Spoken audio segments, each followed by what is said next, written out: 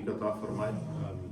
آج انگریزی حساب سے 22 اپریل نبی علیہ السلام کا یوم میلاد ہے اور 20 رمضان ہے، 20 رمضان المبارک سن 8 ہجری، یہ فتح مکہ ہے اور یہ اتنی برکات ہیں کہ آج کے دن میرے مصطفیٰ کریم نے خوشی منائی۔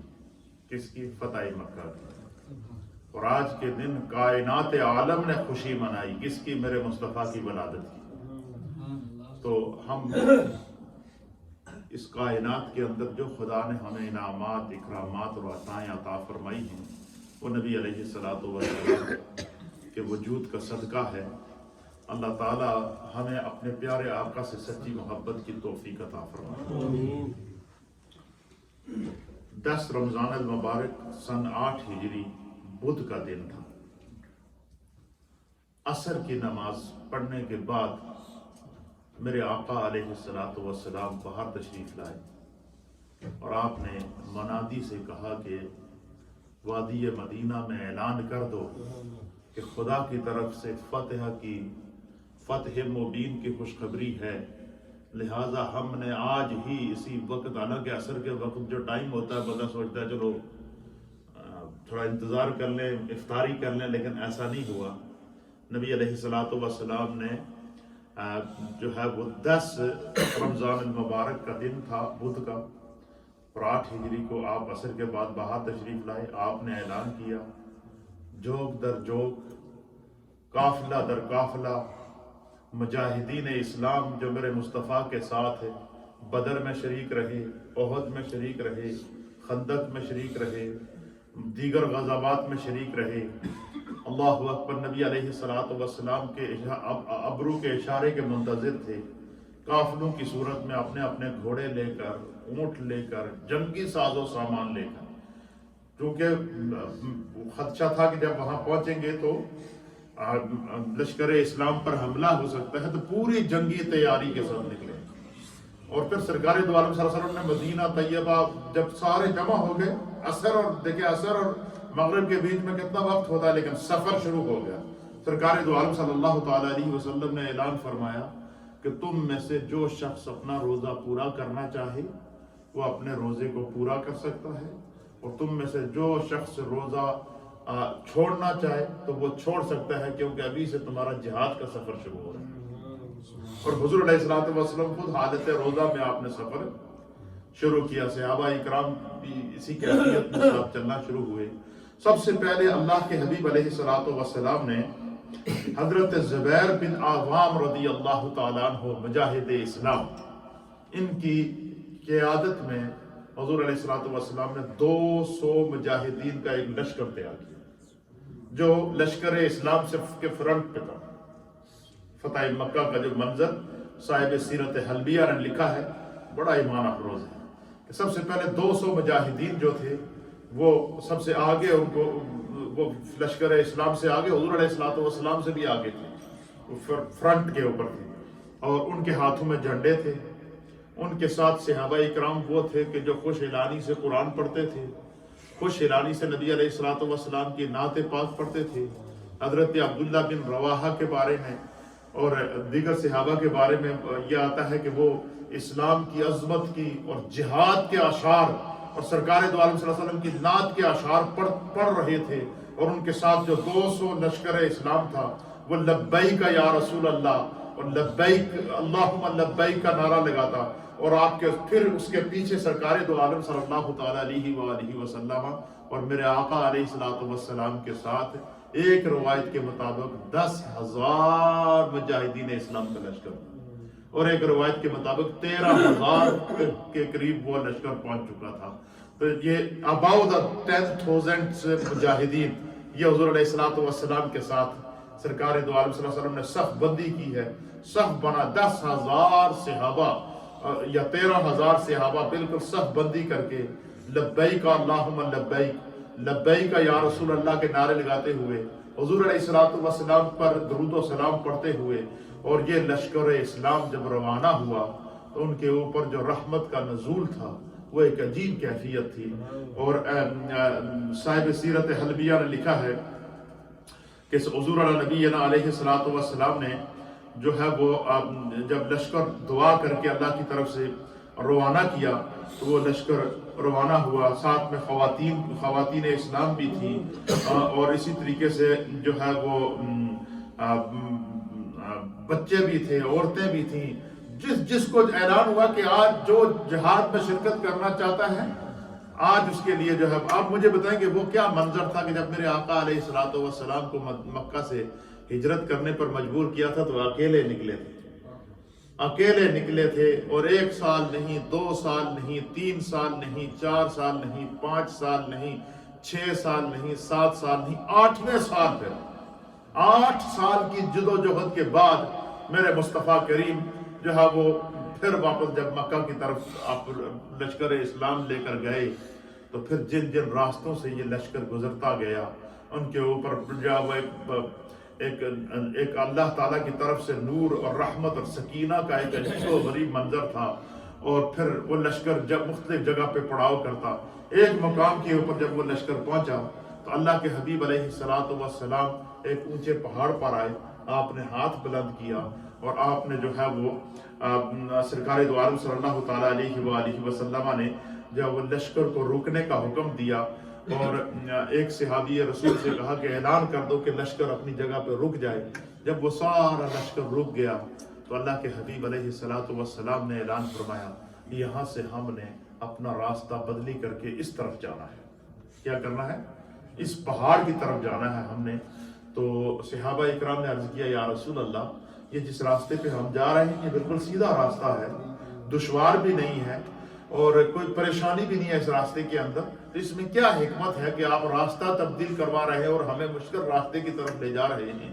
تو اللہ کے پیارے حبیب لبیب نبی رحمت صلی اللہ تعالیٰ علیہ وآلہ وسلم نے فرمایا کہ آگے ایک کتیا نے بچے دیے ہوئے ہیں اور وہ اپنے بچوں کو دودھ پلا رہی ہے۔ کیا فرمایا؟ کہ لشکر اسلام کے راستے کے بیچ میں ایک کتیا نے بچے دیے ہیں اور وہ اپنے بچوں کو دودھ پلا رہی ہے۔ خدا نے مجھے رحمت للعالمین بنا کر بھیجا ہے، میں نہیں چاہتا ہوں کہ ہمارے لشکر کی وجہ سے اس کتیا اور اس کے بچوں کو تکلیف ہو، لہذا ہم نے اپنا راستہ بدل کر کے اس پہاڑ سے گھوم کر پھر آگے جا کر جب اس کتیا کا راستہ ختم ہو جائے گا تو یہ ڈسٹرب نہیں ہوگی تو ہم دوسری طرف سے۔ اور ایک صحابی رسول ان کو حضور علیہ الصلوۃ والسلام نے ڈیوٹی لگا دی کہ جب تک لشکر کا آخری سپاہی یہاں سے روانہ نہیں ہو جاتا آپ نے اس سے آگے کسی کو نہیں جانے دینا ہے تاکہ وہ کتیا ڈسٹرب نہ ہو۔ یہ ہے اسلام کا مزاج۔ اسلام قتل ناحق اور خون ناحق بہانا تو دور کی بات ہے، انسان تو انسان، ہمارے پیارے آقا نے جانوروں کا بھی خیال رکھا ہے، اور وہ پورے لشکر اسلام نے راستہ کیا کر دیا؟ بدل دیا۔ پھر اسی طرح مختلف جگہ پہ پڑاؤ ہوتا رہا۔ پھر جس وقت یہ لشکر اسلام وادی مکہ کے قریب پہنچا، اللہ اکبر، تو ایک جگہ ہے جس کا نام ہے وادی عراق۔ یہ مکہ سے بالکل قریب ایک وادی ہے اور بڑے لک دک صحرا ہے، اس کے اندر بڑے بڑے میدان ہیں، ڈیزرٹ ہیں بڑے بڑے بنے ہوئے۔ ان صحراؤں کے اندر وہاں پر وادی عراق کے اندر سرکار دو عالم صلی اللہ علیہ وسلم نے آپ اونٹنی کے اوپر سوار ہوئے، حضور نے اونٹنی کے اوپر اعلان کیا کہ مکہ میں پہنچنے، اس وقت شام کا ٹائم تھا، 19 رمضان شام کا ٹائم تھا، تو آپ وادی عراق کے اندر مکہ کی وادی کے قریب ایک وادی عراق ہے وہاں پر پہنچے، اور اس جگہ کا نام تھا مرز زہران۔ اس وادی کا نام مرز زہران تھا، اور جس جگہ قیام کرنا تھا وہ جو میدان تھا اس کا نام تھا وادی عراق۔ تو حضور علیہ نبینا علیہ الصلوۃ والسلام نے اعلان فرمایا کہ یہاں پر ہم قیام کریں گے، رات کو ہم یہاں رکیں گے۔ کیا کریں گے؟ فرمایا کہ اس میدان کے اندر پورا لشکر اسلام جو ہے وہ کیا کرے؟ اپنے اپنے خیمے لگا دیں۔ اور پھر سرکار دو عالم صلی اللہ تعالیٰ علیہ وسلم نے ایک بڑا عجیب و غریب اعلان کیا۔ حضور نے صحابہ سے فرمایا کہ یہاں اپنا اپنا خیمے لگاؤ، اور ہر صحابی اپنے خیمے کے بعد اپنے خیمے کے باہر آگ جلائے گا۔ کیا کرے گا؟ ہر خیمے کے باہر آگ جلنی چاہیے، لکڑیاں جمع کی جائیں اور ہر خیمے کے بعد آگ جلنی چاہیے۔ اور صحابہ اکرام کو اس بات کی اس میں حکمت سمجھ نہیں آ رہی تھی کہ کیا وجہ ہے۔ تو صحابہ اکرام نے حکم پر عمل کیا، پڑاؤ ہو گیا، قافلہ رک گیا، 10,000 سے زائد مجاہدین کا قافلہ رکا، پھر وہاں پر خیمے لگائے گئے اس میدان کے اندر۔ اچھا وہ جو میدان تھا اس کے سامنے مکہ کی پہاڑیاں تھیں، اور سارے کفار مکہ پہاڑیوں کے اوپر چڑھ کے دیکھ رہے تھے کہ جو ہے وہ جو مسلمانوں کا اتنا بڑا لشکر آ رہا ہے، تو یہ جب مکہ میں داخل ہوگا تو ہمارا کیا حال ہوگا۔ تو جب حضور علیہ الصلوۃ والسلام نے جب کہا کہ خیمے لگانے کے بعد رات کو ہر آدمی، اور فرمایا آگ بھی رات کو جلانی ہے، کیا فرمایا کہ آگ بھی رات کو جلانی ہے، اور جب رات کو آگ جلائی گئی تو 10,000 خیموں کے سامنے 10,000 جگہ پر آگ جلائی گئی۔ کیا ہوگی؟ اب جب رات کو کفار مکہ، مشرکین مکہ، یہ مکہ کی پہاڑیوں کے اوپر آئے نا، اندھیرا تھا، اور انہوں نے جب وادی عراق کے اوپر نظر ڈالی تو ان کا ایک عجیب و غریب منظر انہوں نے دیکھا جی کہ پورا میدان خیموں سے بھرا ہوا ہے، اور ہر طرف چراغاں ہی چراغاں نظر آ رہا ہے، ہر طرف آگ ہی آگ نظر آ رہی ہے۔ ایک عجیب و غریب منظر ہے، اذانیں ہو رہی ہیں، درود و سلام ہو رہا ہے، تلاوت قرآن ہو رہی ہے، میرے مصطفیٰ خطبہ ارشاد فرما رہے ہیں، صحابہ اکرام فاروق اعظم ساتھ ہیں، صدیق اکبر ساتھ ہیں، مولا کائنات ساتھ ہیں، عثمان غنی ساتھ ہیں، اور اسی طریقے سے جو ہے وہ عشرہ مبشرہ ساتھ ہیں، ہزاروں کی تعداد میں صحابہ موجود ہیں۔ جب کفار نے وہ منظر دیکھا نا تو ان کے اوپر ایک عجیب کپ کپی طاری، ان کے اوپر ہیبت اور رعب طاری ہوا، اور انہوں نے کیا کیا، ان کفار نے انہوں نے کیا کیا کہ انہوں نے جو ہے وہ جب یہ منظر دیکھا تو انہوں نے جا کر مکے میں اعلان کیا کہ محمد عربی کے ساتھ لاکھوں کا لشکر ہے۔ کیا اعلان کیا؟ وہ جب آگ دیکھی جلتی ہوئی، چراغاں دیکھا، اور آج کل بھی کچھ لوگوں کو جب ہم نبی پاک کے میلاد پر چراغاں کرتے ہیں تو تکلیف ہوتی ہے، کہتے ہیں جی یہ چراغاں کہاں سے کیا کرتے ہیں؟ تو چراغاں دیکھیں، حضور علیہ الصلوۃ والسلام کی پوری زندگی جہاد میں گزری ہے۔ غزوہ بدر کو لے لیں، غزوہ احد کو لے لیں، غزوہ حنین کو لے لیں، غزوہ خندق کو لے لیں، اور دیگر جو غزوات کو لے لیں جو نبی علیہ الصلوۃ والسلام کی حیات کے اندر اس پورے ہجرت کے بعد کے 13 سالہ عرصے کے اندر جو وہ یہ پورے یہ مصروفیات رہی ہیں۔ لیکن جس وقت فتح کا وقت آیا تو سب سے پہلے جشن میرے مصطفیٰ نے بنایا، کیونکہ وہ جشن کا وقت تھا۔ فتح مکہ کا جشن بنایا، اور صرف میرے مصطفیٰ نے جشن نہیں بنایا، فتح مکہ کا جشن اللہ کے سارے فرشتوں نے بنایا۔ فتح مکہ کا جشن خود رب نے بنایا، اور فرمایا اِنَّا فَتَحْنَا لَكَ فَتْحًا مُبِينًا۔ اور وہیں پر اللہ کے حبیب علیہ الصلوۃ والسلام نے اعلان فرمایا صحابہ سے کہ جس وقت لشکر اسلام فتح مکہ کے لیے روانہ ہو رہا تھا تو حضور نے مدینہ طیبہ سے نکلتے ہوئے جو خطبہ دیا، اور اس میں میرے مصطفیٰ کریم نے جو اعلان فرمایا وہ اعلان کیا تھا؟ حضور نے فرمایا میرے رب کا حکم ہے کہ قُلْ جَاءَ الْحَقُّ وَزَهَقَ الْبَاطِلُ۔ اللہ فرماتا ہے کہ حق آ گیا ہے اور باطل مٹ رہا ہے، اور بے شک باطل مٹ کر ہی رہے گا، اور باطل نے مٹنا ہی ہے۔ تو وہاں سے پھر نکلے، پھر اللہ تعالیٰ نے اس کو فتح مبین قرار دیا ہے، اس کو لشکر اسلام کی فتح قرار دیا ہے۔ اور پھر جس وقت رات کو کفار نے وہ لشکر دیکھا اور وہ چراغاں دیکھا، ان کے اوپر رعب طاری ہوا، تو وہ سارے کے سارے بھاگ گئے، پہلے ہی مکہ چھوڑے۔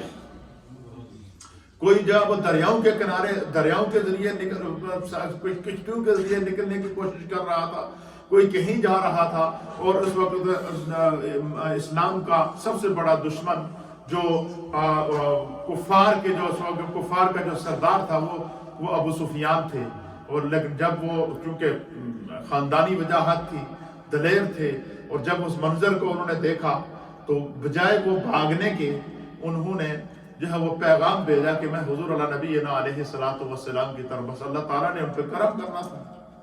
اور وہ اپنی بیوی ابو سفیان کی وہ بیوی جن کا نام ہندا تھا، یہ وہ تھی کہ جنہوں نے احد کے مقام کے اوپر نبی علیہ الصلوۃ والسلام کے سگے چاچا حضرت امیر حمزہ رضی اللہ تعالیٰ عنہ کا کلیجہ نکال کے چبایا تھا، لیکن اللہ نے توفیق دے دی اور انہوں نے نبی پاک کی بارگاہ میں پیغام بھیجا کہ یا رسول اللہ، حضرت کہ میں جو ہے وہ خود بھی ایمان لانا چاہتا ہوں، میری بیوی بھی ایمان لانا چاہتا ہوں۔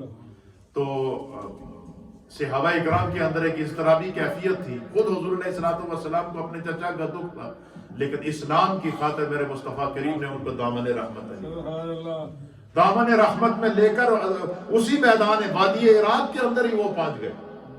اسی میدان کے اندر جو اللہ کے حبیب علیہ الصلوۃ والسلام جو ہے وہ پھر حضور علیہ الصلوۃ والسلام پر وہ ایمان لے کر آئے. پھر سرکار دو عالم صلی اللہ علیہ وسلم نے فرمایا کہ آج جو ابو سفیان کے گھر میں پناہ لے گا اسے بھی پناہ دی جائے. چاہے وہ جو بڑے بڑے کفار بھاگ گئے ہیں. پھر جب اسلام کا لشکر مکہ کے اندر داخل ہوا، اللہ اکبر لبیک اللہم لبیک کی صدائیں تھیں، اور خانہ کعبہ کے پاس گئے. جب خانہ کعبہ میں پہنچے تو کفار مشرکین نے کعبے کے اندر ایک روایت کے مطابق 360 بت رکھے ہوئے تھے.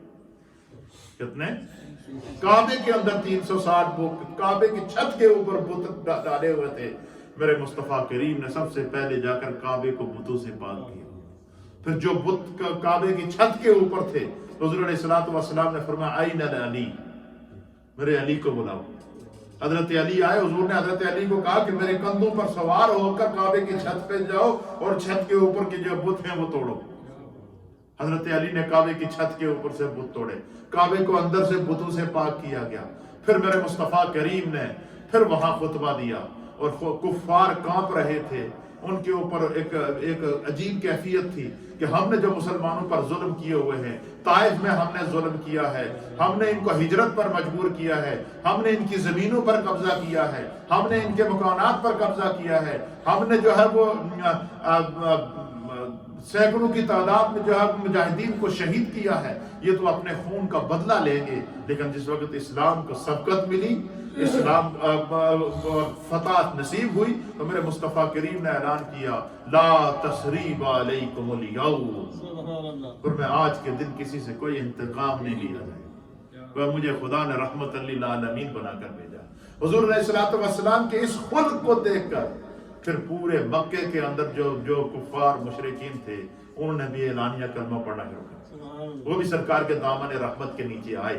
تو یہ آج کا مقدس مبارک دن ہے جس کو فتح مکہ کا دن کہتے ہیں. اس کو قرآن نے فتح المبین کہا ہے. کیا کہا ہے؟ فتح مبین کہا ہے.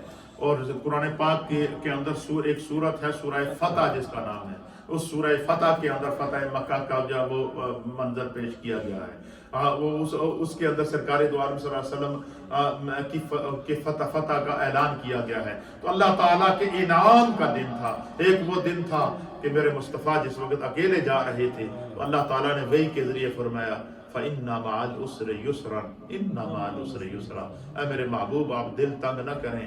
ہر تنگی کے بعد آسانی ہوتی ہے. بے شک ہر تنگی کے بعد آسانی ہے. تنگی ہجرت کی صورت میں کاٹی ہے، تنگی جہاد کی صورت میں کاٹی ہے، تنگی غزوات کی صورت میں کاٹی ہے، تنگی اپنے وطن سے بے وطن ہونے کی صورت میں کاٹی ہے، تنگی پیٹ پہ پتھر باندھ کر کاٹی ہے، تنگی جو ہے وہ ہر طرح کی تکالیف اور مصیبت سے گزرنے کے بعد کاٹی ہے. اس کے باوجود میرے مصطفیٰ کریم صلی اللہ تعالیٰ علیہ وسلم کو جب اللہ تعالیٰ نے فتح مبین عطا فرمائی تو پھر اللہ تعالیٰ نے انعامات کی ایسی بارش کی کہ میرے مصطفیٰ کے ان قدمین کا صدقہ قیامت تک امت کھاتی رہی. خدا ہمیں دین اسلام کی عظمت کو سمجھنے کی توفیق عطا فرمائے. لا الہ الا اللہ